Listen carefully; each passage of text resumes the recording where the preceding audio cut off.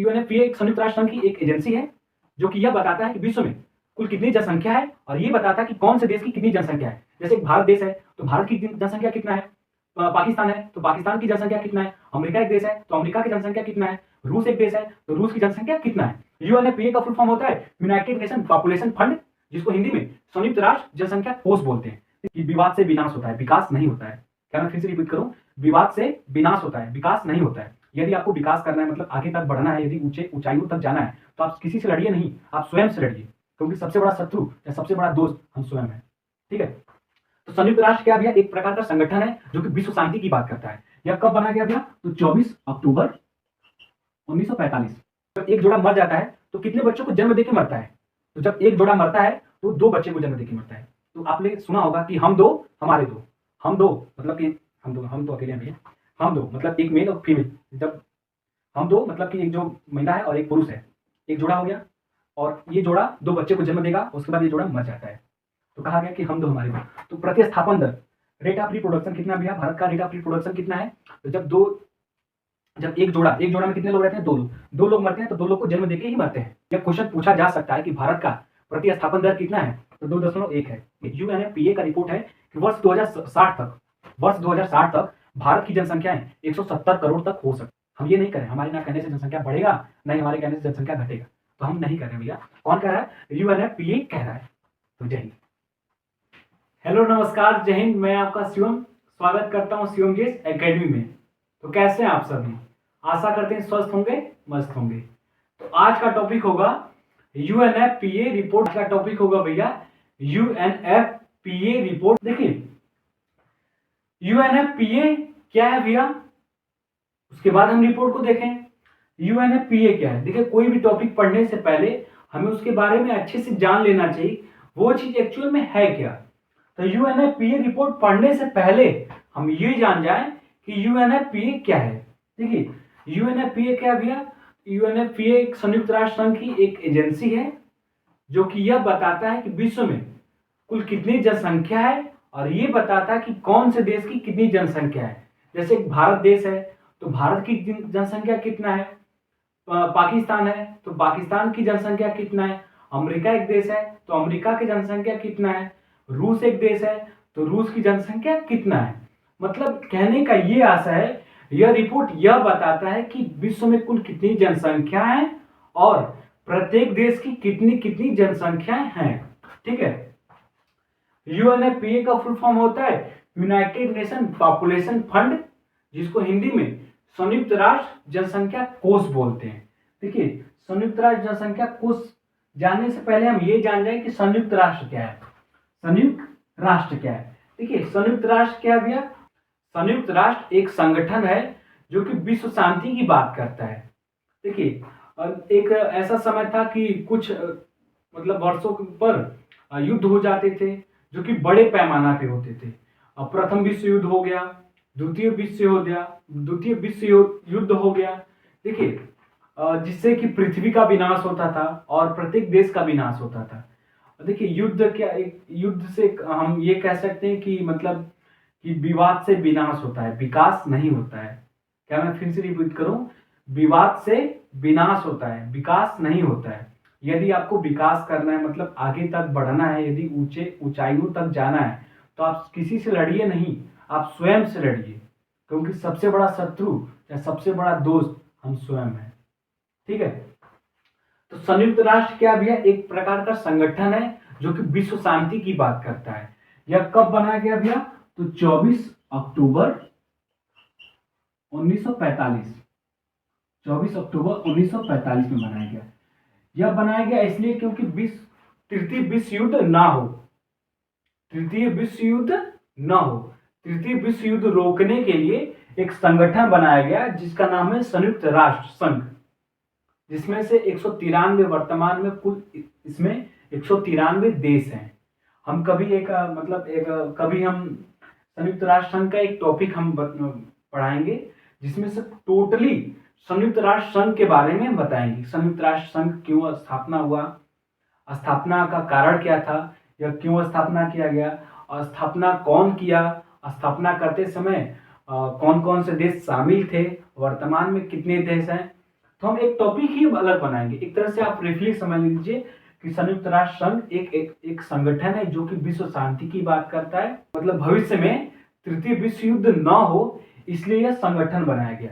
वर्तमान में कुल इसमें 193 देश हैं, जिसका स्थापना 24 अक्टूबर 1945 में हुआ था। ठीक है, देखिए संयुक्त राष्ट्र संघ की एक एजेंसी है जिसे यूएनएफपीए बोलते हैं। यह रिपोर्ट बताया है कि विश्व में सबसे अधिक जनसंख्या भारत में रहती है। मतलब भारत की आबादी कितनी है भैया, तो 146.39 करोड़। मैं फिर से रिपीट करूं, विश्व में सबसे अधिक जनसंख्या कितना है, किसका है, विश्व में सबसे अधिक जनसंख्या कितना है भैया, तो भारत का है, जिसमें हम लोग और आप लोग रहते हैं। कितनी जनसंख्या है भैया भारत की, 146.39 करोड़। मतलब एक तरह से कहा जाए तो 146 करोड़। और दूसरे नंबर पे कौन है, चीन की जनसंख्या कितना है, तो 144 करोड़।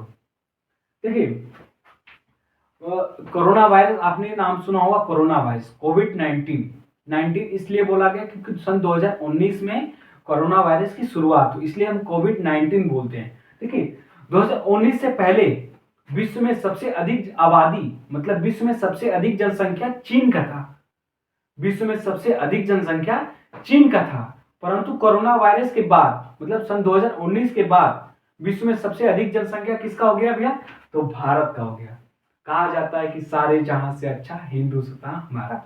तो देखिए भैया हिंदुस्तान का जनसंख्या कितना है, तो 146 करोड़ है। ठीक है, और उसके बाद भारत में जनसंख्या सबसे अधिक है, तो कौन से एज के, मतलब कौन से एज ग्रुप के लोग कितने हैं, किस एज ग्रुप के लोग कितने कितने हैं। ठीक है, तो जिसकी उम्र 14 वर्ष, मतलब 0 से 14 आयु वर्ग के लोग 24% है।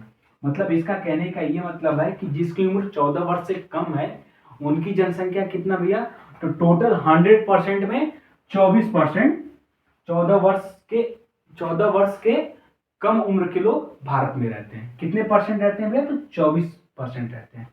उसके बाद मतलब जिसकी उम्र 15 वर्ष से अधिक है, जिसकी उम्र 15 वर्ष से अधिक है और 64 वर्ष से कम है, जिसकी उम्र 15 वर्ष से अधिक है और 64 वर्ष से कम है, वो कितने भैया, तो 68% है। भारत में 15 वर्ष से अधिक और 64 वर्ष से कम आयु के लोग 68% भारत में निवास करते हैं। और जिसकी उम्र 65 वर्ष से अधिक है, मतलब भारत में 65 वर्ष से अधिक उम्र के लोग कितने भैया, तो 7% है, जो कि सबसे कम है। कितने भैया, 7% है। और जिस 10 वर्ष से 24 आयु वर्ग के, मतलब इसका कहने का ये आशय है कि जिसकी उम्र 10 वर्ष से अधिक है और 24 वर्ष से कम है, वो कितने परसेंट भारत में भैया, तो 26% भारत में निवास करते हैं। ठीक है, मतलब सबसे अधिक जनसंख्या 15 वर्ष से अधिक और 64 वर्ष से कम आयु वर्ग के लोग भारत में निवास करते हैं, जो कि भारत में सबसे अधिक युवा भारत में निवास करते हैं। ठीक है, भारत एक विकासशील देश है, भारत एक विकासशील देश है। ठीक है, जिसमें सबसे अधिक योगदान युवाओं का है। देखिए जीवन प्रत्याशा, मतलब कि भारत में लोग कितने उम्र तक जीते हैं, मतलब भारत का जीवन प्रत्याशा कितना है। मतलब भारत में जो पुरुष हैं, महिलाएं हैं, उनकी जीवन प्रत्याशा कितने हैं भैया, तो महिलाओं का जीवन प्रत्याशा है भैया 74 वर्ष। मतलब भारत में एक महिला कम से कम 74 वर्ष तक जीती है। ठीक है, उसके बाद पुरुष कितने भैया, तो 71 वर्ष तक। मतलब भारत में महिलाओं का जीवन प्रत्याशा कितना भैया, तो 74 वर्ष, और भारत में पुरुषों का जीवन प्रत्याशा कितना भैया, तो 71 वर्ष। देखिए आप ये मत कहिएगा कि मतलब 74 वर्ष आप कैसे बता रहे हो, अपने मन से बता रहे हो। नहीं भैया, हम अपने मन से नहीं बता रहे हैं। हम कुछ भी यहाँ पढ़ाते हैं तो अपने मन से हम नहीं बताते हैं, हम अपने मन से नहीं पढ़ाते हैं। ठीक है, एक रिपोर्ट, यह देखिए यूएनएफपीए एक रिपोर्ट जारी करता है।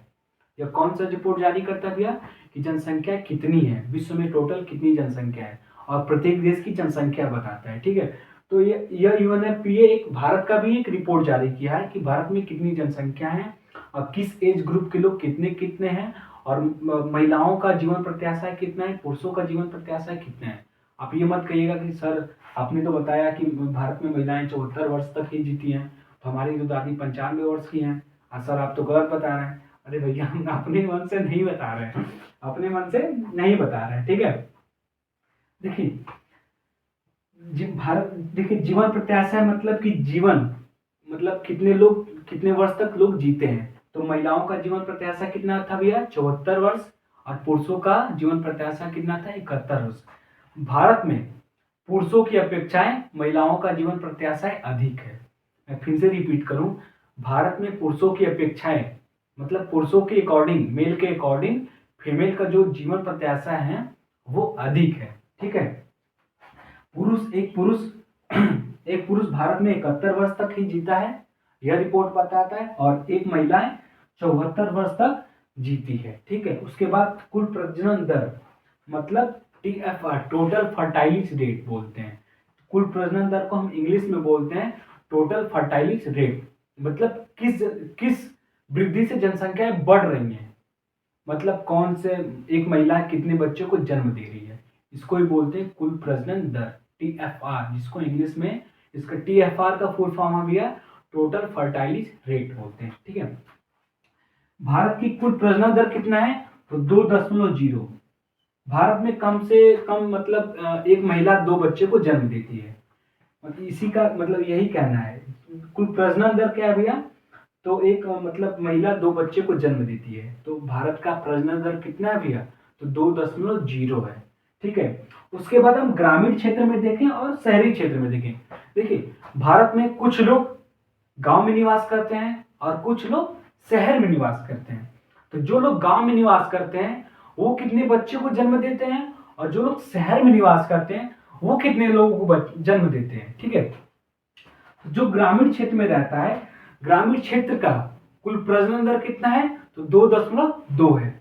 मतलब जो भी ग्रामीण क्षेत्र में रहते हैं, मतलब जो लोग गांव में रहते हैं, उसका कुल प्रजनन दर कितना है, 2.2। मतलब इसका कहने का ये आशय है, आम भाषा में हम समझें, जो महिलाएं गांव में रहती हैं, कुछ महिलाएं 2 बच्चे को जन्म देती हैं और कुछ महिलाएं 3 बच्चे को जन्म देती हैं। और शहरी क्षेत्र का प्रजनन दर कितना भैया, तो 1.6 है। शहरी क्षेत्र का प्रजनन दर कितना है, तो 1.6 है। मतलब कहने का ये आशा है कि जो महिलाएं शहर में रहती हैं वो कितने बच्चे को जन्म देती हैं।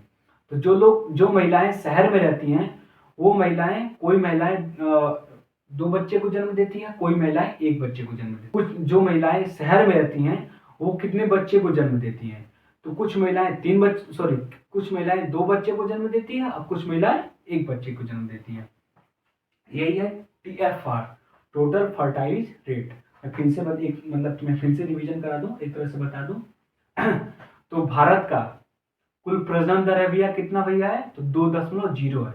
मतलब भारत में एक महिलाएं कम से कम 2 बच्चे को जन्म देती है, ठीक है। उसके बाद ग्रामीण क्षेत्र का कुल प्रजनन दर कितना भैया, तो 2.2। मतलब ग्रामीण क्षेत्र में जो महिलाएं रहती हैं वो कोई महिला 2 बच्चे को जन्म दे रही है, कोई महिला 3 बच्चे को जन्म दे रही है। और शहरी क्षेत्र का प्रजनन दर कितना था, 1.6। मतलब कि जो महिलाएं शहरी क्षेत्र मतलब शहर में रहती है वो कितने बच्चे को जन्म देती है, तो कुछ महिलाएं 2 बच्चे को जन्म देती हैं, कुछ महिलाएं 1 बच्चे को जन्म देती हैं, ठीक है।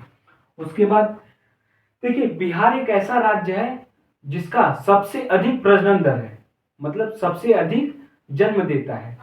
तो कितना भी है, 3.0। मतलब कि बिहार में रहने वाली जो महिलाएं हैं, एक तरह से कहा जाए तो बिहार का सबसे अधिक प्रजनन दर है, मतलब टोटल फर्टाइलिटी रेट बिहार का सबसे अधिक है।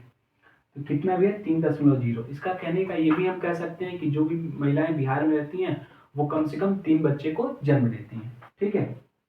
उसके बाद प्रतिस्थापन दर RR, जिसे हम बोलते हैं रेट ऑफ रिप्रोडक्शन। मतलब कि जब एक जोड़ा, जैसे कि एक मेल हो गया, एक फीमेल होता है। देखिए ये मेल हो गया, देखिए पुरुष लोग काले होते हैं तो इसलिए हम काले को बोल रहे हैं मेल, और ये महिलाएं हैं, ठीक है। महिलाएं तो भी महिलाओं को कुछ नहीं बोला जा सकता भैया, पुरुष हम हैं तो हम बता रहे हैं पुरुष। तो पुरुषों अधिकतम काले ही होते हैं, जैसे कि हम हैं, देखिए एक ये पुरुष हो गया, ये महिला हो गई। तो जब पुरुष और महिला को हम एक जोड़ा बोलते हैं, ठीक है। तो जब एक जोड़ा खत्म होता है, मतलब जब एक जोड़ा मर जाएगा, ये दोनों मर जाएंगे, जब एक जोड़ा मर जाता है तो कितने बच्चों को जन्म देके मरता है? तो जब एक जोड़ा मरता है तो 2 बच्चे को जन्म देके मरता है। तो आपने सुना होगा कि हम दो हमारे दो, हम दो मतलब कि हम तो अकेले हैं भैया, हम दो मतलब एक मेल और फीमेल, जब हम दो मतलब कि एक जो महिला है और एक पुरुष है, एक जोड़ा हो गया, और ये जोड़ा 2 बच्चे को जन्म देगा और उसके बाद ये जोड़ा मर जाता है। तो कहा गया कि हम दो हमारे दो। तो प्रतिस्थापन दर, रेट ऑफ रिप्रोडक्शन कितना भैया? भारत का रेट ऑफ रिप्रोडक्शन कितना है? तो जब एक जोड़ा में कितने लोग रहते हैं? 2 लोग, 2 लोग मरते हैं तो 2 लोग को जन्म देके ही मरते हैं। मतलब कि 2 लोग जब मरते हैं, जब ये एक जोड़ा मरता है, एक जोड़ा का कहने का आशा है कि 2 लोग, जो जोड़ा तभी बनेगा जब 2 लोग रहेंगे, एक मेल और एक फीमेल। तो एक मेल और फीमेल जब 2 लोग मरते हैं तो 2 लोग को जन्म देकर ही मरते हैं। मतलब कि हम दो हमारे दो, आपने सुना हो कि हम दो हमारे दो। तो मतलब कि एक माता पिता हो गए, 2 लोग हो गए तो 2 बच्चे को जन्म देकर ही मरते हैं, ठीक है। तो भारत का रेट ऑफ रिप्रोडक्शन मतलब भारत का प्रतिस्थापन दर कितना भैया? तो 2.1 है। यह क्वेश्चन पूछा जा सकता है कि भारत का प्रतिस्थापन दर कितना है? तो 2.1 है।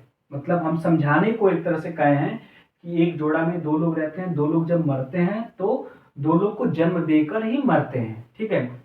और यूएनएफपीए का रिपोर्ट है कि वर्ष 2060 तक भारत की जनसंख्याएं 170 करोड़ तक हो सकती है। UNFPA, United nation population fund, जिसे हम बोलते हैं संयुक्त राष्ट्र जनसंख्या कोष, का यह रिपोर्ट है कि 2060 तक भारत की जनसंख्याएं 170 करोड़ तक हो सकती है। हम ये नहीं करें, हमारे ना कहने से जनसंख्या बढ़ेगा, ना ही हमारे कहने से जनसंख्या घटेगा। तो हम नहीं कह रहे हैं भैया। कौन कह रहा है? यूएनएफपीए कह रहा है, ठीक है। 2060 तक भारत की आबादी कितनी हो जाएगी? तो 170 करोड़ हो जाएगा। मतलब कहने का ये आशा है कि जो भारत का जनसंख्या है ना वर्तमान में, अभी जनसंख्या स्टेबल नहीं हुआ है, अभी रुका नहीं है, अभी निरंतर बढ़ता जाएगा, 2060 तक बढ़ता ही जाएगा।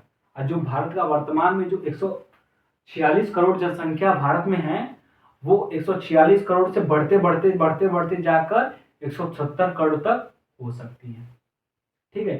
तो उम्मीद करते हैं आप लोगों को समझ में आया होगा। तो आज के लिए हम इतना ही रखते हैं। तो आशा करते हैं आप लोगों को समझ में आया होगा। और देखिए कोई भी हमें मतलब हमारे समझाने में कोई भी गलती होती है, चाहे हमारे लिखने में कोई भी प्रॉब्लम होता है आप लोग को, तो आप लोग कमेंट करिएगा कि सर आपका पढ़ाने का तरीका अच्छा नहीं है, चाहे आपके लिखने का तरीका अच्छा नहीं है। यदि कोई भी प्रॉब्लम आता है तो आप लोग कमेंट के माध्यम से हमारे तक अपनी बातें पहुंचाइएगा कि सर ये प्रॉब्लम है, उस प्रॉब्लम को मतलब उस गलती को, चाहे उस प्रॉब्लम को हम सुधारेंगे, ठीक है। और क्लास करते रहिए, और हम अगले दिन हम अगला टॉपिक लेके आएंगे। तो आज के लिए हम इतना ही रखते हैं। तो उम्मीद करते हैं आप लोग क्लास समझ में होगा। तो आज के लिए हम इतना ही रखते हैं। तो जय हिंद।